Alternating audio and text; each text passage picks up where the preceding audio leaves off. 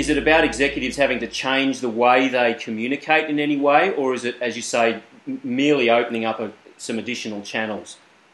Well, it does require some change, that's for sure. The typical language of strategy is turned into more of A, a story format, and B, simple connected language. As far as working with an organisation and starting off, the visuals that my company produces tend to be very rich, but you can't begin with such a richness, or it is too difficult to decipher. So what needs to happen is we need to backtrack to a very simple contextual diagram that will just put the basic components into play, illustrate those basic components and show the critical relationships. And some of these relationships are so fundamental that they're either glossed over or not touched on at all in mainstream communication. And these fundamental connections are some of the things that can really help people understand what strategy is, what it does, and the role that they play in it. So that's where we begin, is just in the very, very basics, and we build in an iterative fashion from there to a finished strategy. Can you give us a couple of examples, Darren, of the types of elements that would typically occur in an organisational context, or the typical elements that we might find in a visual strategy?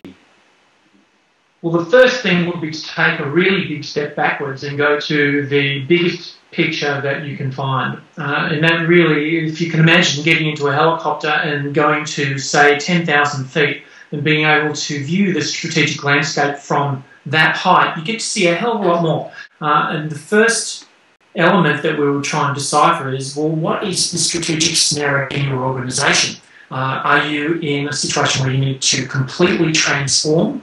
Are you in a situation where you're more focused on just pushing more performance out of what you're already doing? Or perhaps you're leading the market and you want a real breakout sort of visual feel to your strategy. That would be the first element. So taking a transformation scenario as an example, I think it would be a mistake to head straight into a description of what the future picture looks like. I think the first thing to do is take a bit of a rear view look. When we've chatted on other occasions, Darren, you've highlighted the importance of questioning and effective questioning and a mindset of inquiry rather than just telling. Tell us a little about that. What are your thoughts on that? In my experience, strategic communication is about 80% telling and about 20% Q&A, sometimes less Q&A. The work we do predominantly focuses on using questions as a form of engaging people. So we're about 20% context building and 80% questions. So really the skill for leaders here is not necessarily to be able to deliver more information, it's really to be able to formulate and pose quality questions and be able to engage people in the conversations that matter. It's really the greatest benefit of this type of tool, and it really is a tool for dialogue.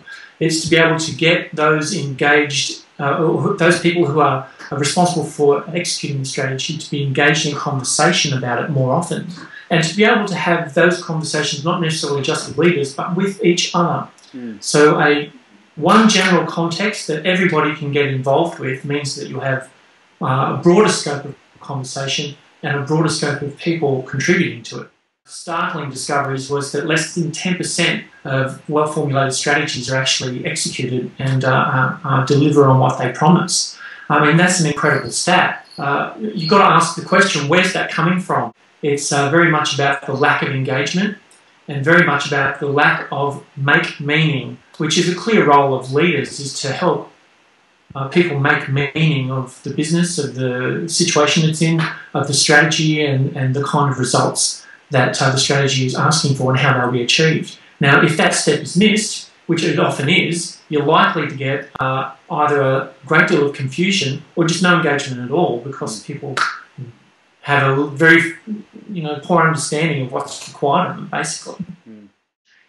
Over the last 120 years, when people came in from farming and doing all the agricultural things, and they came into factories and into cities and began to compartmentalise. Instead of being generalists in the field, they became specialists in the factories. And that's just been honed and honed for decades, to a point where people are responsible for very incremental pieces of the business and incremental results. And it's very difficult to know where they fit in sometimes to a bigger picture and what effect I, as an individual inside a business like that, am actually having. Now, as the Generation Ys come through, the people who have grown up with technology, they've grown up with an incredible amount of choice, and they want to be engaged. They want to be a part of something where they can actually feel as though they're having an effect. And being able to communicate with those people and show them a bigger picture is fundamental and absolutely key